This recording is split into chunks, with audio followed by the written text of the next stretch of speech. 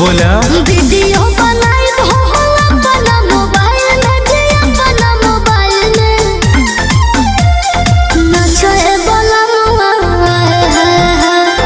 नाचे बलमुआ खेसारी स्टाइल में नाचे बलमुआ खेसारी स्टाइल में नाचे बलमुआ खेसारी स्टाइल में।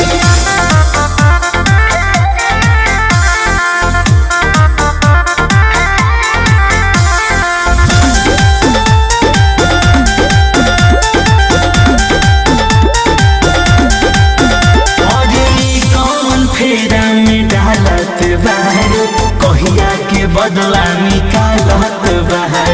ऐसे काहे करे तारू हमार बात सुनी तो हो थोड़ा मस्ती